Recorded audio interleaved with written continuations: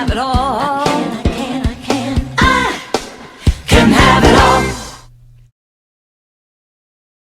Hi, this is Christy Whitman with the Quantum Success Show, where you can get your information and inspiration to create your desires. And today I am continuing with our discussion with Karen Lamark Wilson, and we are going to be talking about our inner child. What is it? Why is it important to know about it, her, he? And we're going to just have fun discussing our inner child today. So thank you for being with us, Karen, because I know you've helped me raise mine. Yes. I had about 4 things I was going to say, and none of them were right. So let's talk about the importance of, because I think people do talk about the inner child and why is it significant? Why is it important? Why do we even care? Right. All that. What's the big deal? What's the big deal? Okay. What's the hubbub, bub? Huge topic. Yes. So, the sense of an inner child is in all of us and has been around the world and is addressed by different cultures in different ways, especially indigenous people. And if we have time, that's the process I kind of want to show you a little bit about. Mm-hmm. So it's not unusual or strange. There's a sense that of a knowing of when we were a child.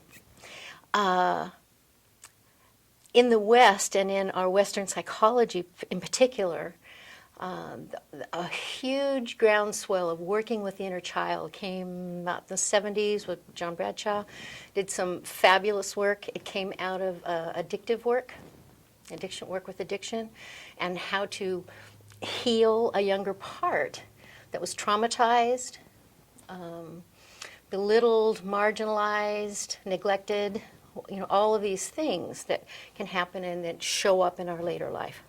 So it's a mechanism to not go back, and it's language, but it's not simply language. We don't go back.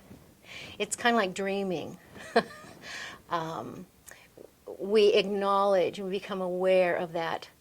I call it a psychic structure. It's a structure inside us, and sometimes we get stalled at a particular time, and we're not aware of it. That's the important part. We're not aware that our traumatized 5-year-old is going around trying to make our money decisions, right?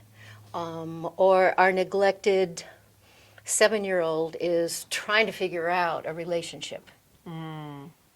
So there's an echo, and it's an echo forward. Something happens, and the echo of that moves into what we would call our adult life. And so it's extremely important to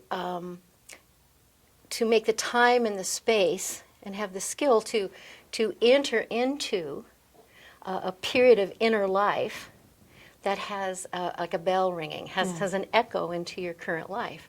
And usually we're not even aware of it. I also want to say right away that it's really important not to get stuck there.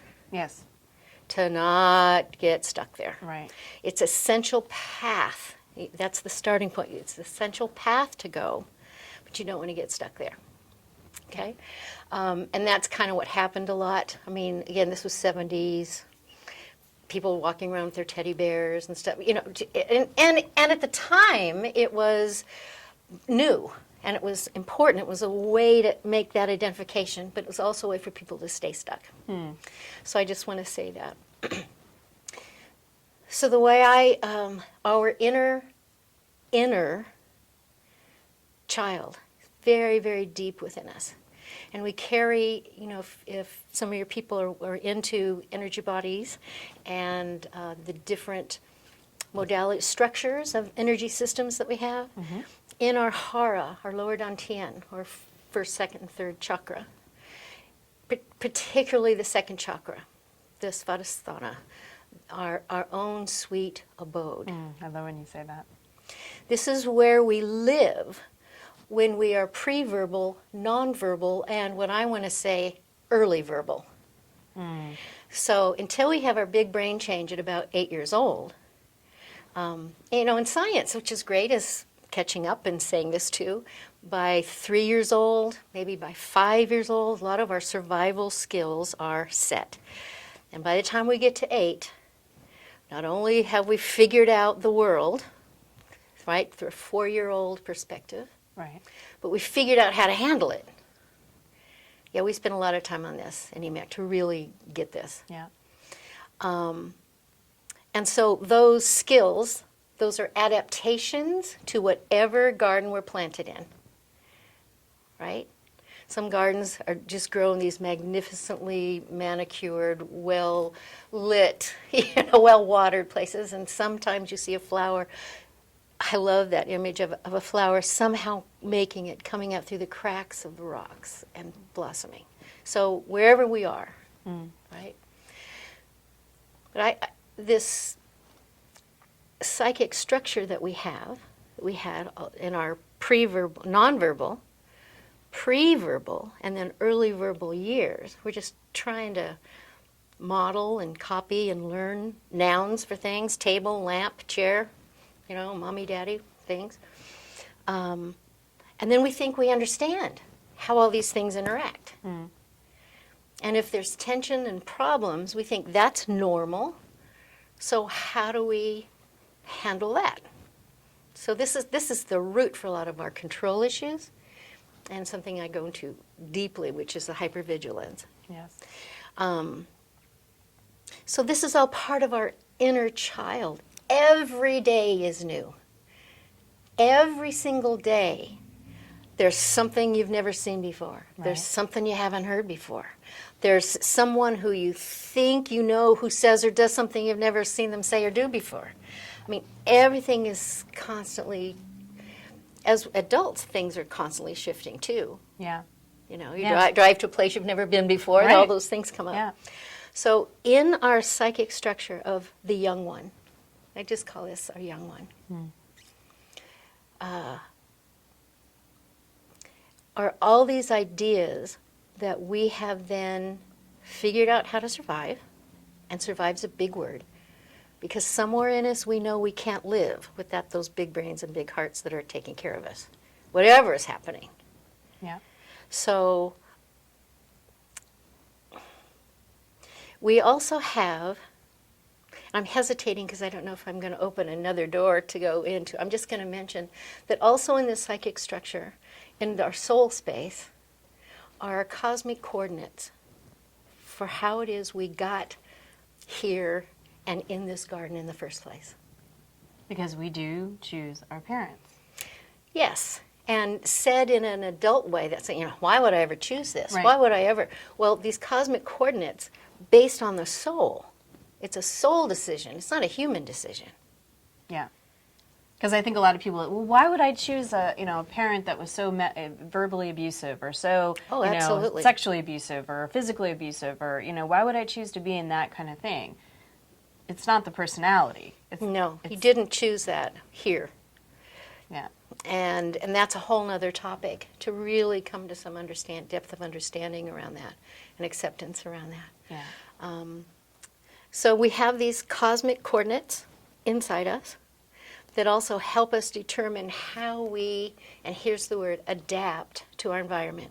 So we have an inner young one, an inner child, very young child in us, who's trying to figure out how to live on this planet.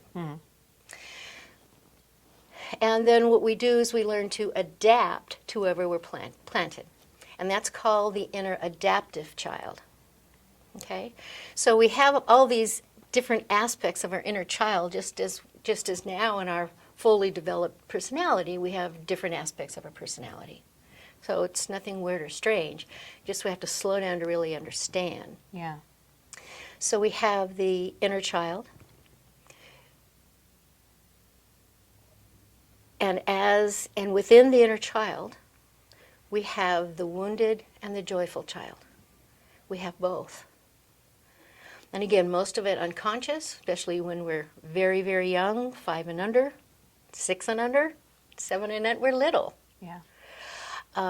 So we begin to have a part of us that is wounded. And it I don't care how perfect your family is or what, there is something there.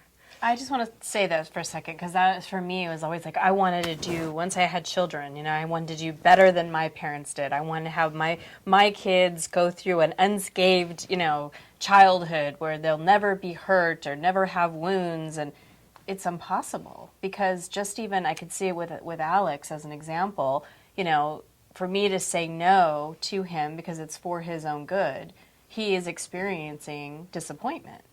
So for example, he would eat chocolate all day, every day if I let him. But because I love him and I care about him and I care about his nutrition and the protein And in everything it, else everything that else, goes, yeah. I have to say no. And I can see that there are disappointment times, or times that he's experiencing disappointment.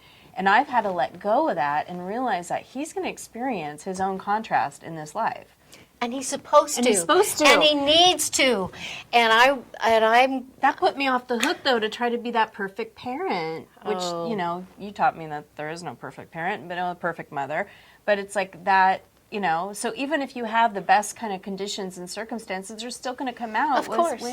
Of course. I never understood that, and I don't know if everybody else did. Right. That's why I wanted to. I'm glad you did. Because it's important. It's shifted very me. important. Yeah. It's very important. And we could do a whole nother thing on the parenting. We'll just have to keep having you come back. So inner child. Yes. And again, to say it briefly, again, we all have a joyful child inside us, no matter how horrific our early life might have been. Mm-hmm.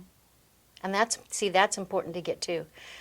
Yeah. That's comforting. She may be underneath lots of trauma, lots of abuse, lots of stuff. But she's in there. And so is our wounded child. I just want to breathe that in for a minute. That's just beautiful. Oh, it's true. And often we're unconscious of the joyful child, too. Very often. If we're angry, if we're bitter, we live scared all the time. All of them, no matter what their situations were, they all have a joyful little boy or a joyful little girl. You have a joyful child within you. Yeah. Okay. And we also have a wounded child. And very simply, I won't have time to go into this, very simply, our inner child experiences, the joyful aspect sometimes. Sometimes that's quiet or out in nature or throwing a rock across the stream, but there's that. Mm-hmm. And then there is the wounded child, and that happens to every human being. It's part of our cosmic coordinates to come here. It's where our heart is broken. And where our heart is first broken, and that takes some work or some time or some gentleness to really discover that time, then the wounded child appears. You were talking about disappointment. Well, by the time he wants to eat chocolate all day and he's 5, he's already had an experience of, and it's different than disappointment. It's disappointment writ large. Yeah. And we all have it. The deal is to not keep growing that aspect. Right.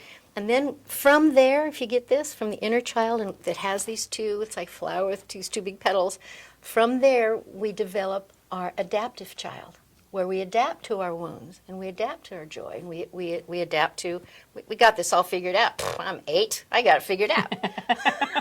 Give me my bike, what else do I need? I have a 6-year-old that thinks he's got it all figured out. Oh, wait till he's 13. Yeah, I know. I'm afraid of. No. We'll work. It's okay. So, I've got you, so I'm good. So continue. So you see this. So when we go through our teen years and we're adapting like crazy, and what are other kids doing, and what's cool, and what's popular, and and are we left out, or is it okay to be a geek? I mean, huge growing time. And this is the aspect that's growing and adapting our wound and our joy. All the way through.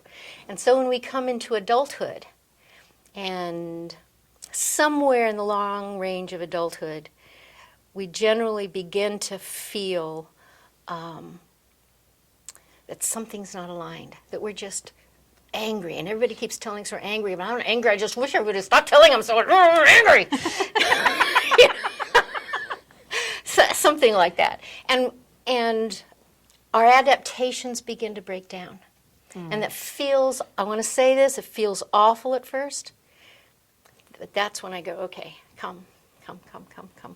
Because that's where the healing can begin. And different choices, and different awarenesses, and different acceptance, and different, real, not just the idea of it. I want to be good, No, really. Okay? So I'm clear and everybody else is clear. It's that moment when, and I think anybody that's in my family that's here, it's like they're understanding what I'm about to say, or at least have an experience of it. It's that this is not working. I need help. I'm in so much pain. Two of the biggest phrases an adult can go to: I need help. You see, that's the very thing that we couldn't tell ourselves when we were young. I'll figure it out. I call that, in that really young piece is when I cry and nobody comes. And so we have to adapt to something. And so we've learned that and gone through and handled things in school and work and relationships and stuff. And now yes. It's that beautiful foundational. It's very strong. It feels so good to be held by our humility. Yes, we need help because I'm in pain. And that's another thing that's difficult to say. Oh, I'm fine. No, fine. What's going on? Oh, no problem. So yes, what you said is a mouthful. And those are ways to get to our inner child. And I want to say something here. 2 things. I know we're short of time. 10 things. 1, we do not grow up our inner child. Our inner child carries the first cosmic coordinates, carries all kinds of information, carries the joy in the wound,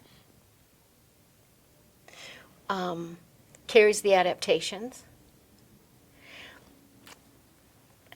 It's only when we become adult and ask those really tough questions that you talked about that we awaken to our adult, and then our adult does the journey and goes back and takes care of and reparents and loves and accepts and supports and understands and enjoys the inner child aspect.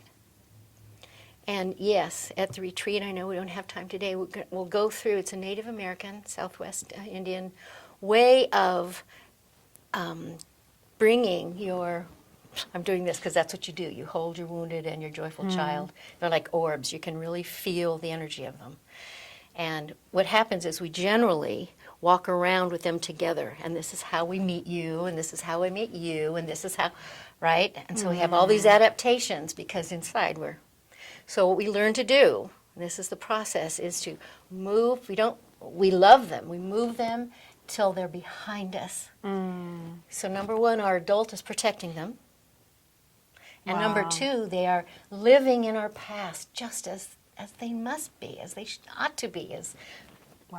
Okay? And then we bring our adult forward. And then I meet you with as much wholeness as I have at this point, as much understanding and humility and generosity and humor as I have. And same here. And so when we can meet the world with our adult, it's very, very different than meeting the world with our inner wounded, even our inner joyful child. I can tell a huge difference in my life and the work that we've done together, that way I respond in my relationship, way I'm with my parents, my mother in particular. Yes. I'm not a little girl anymore. I'm an adult woman. And it's not something we can just claim. No. Or dress the part. Or No. we've all done that too. Yeah. But when we It's know, doing that deep work. we know. Yeah. Yeah. So once again, want to remind everybody that we have a teleseminar coming up so that we can talk a little bit more about EMAC, and tell them the name about EMAC again. Energy mindfulness for awakening consciousness. All this and so much more is covered. So you're welcome to join us on the teleseminar. Go ahead and click the link below. Any last words on the inner child? I'm just sitting here humming. Love. It's what we need, and it's what we fear that we don't do well, and it's what we fear won't last as it comes toward us. And we'll lose it. Yeah. Yep. And this connection, this inner connection leaves no doubt. This detangled wholeness, and everything can grow from there. Yeah. Beautiful. Beautiful. I love this woman. Let us know what you're taking away from today. I know there was so much. Leave us a comment and make sure you join us on the teleseminar. I can't wait to see you there. Actually, looking forward to seeing you there. So take care, everybody. Have a good week. So as always, the best discussions happen after the episode at ChristyWhitman.com, where you can join my community, which I call my family. You'll receive free teleseminars, webinars, ebooks, videos, and much more just by being part of the community. Did you like this video? Then subscribe and share it with everybody you know. Check out these other related videos to help you get inspired and informed.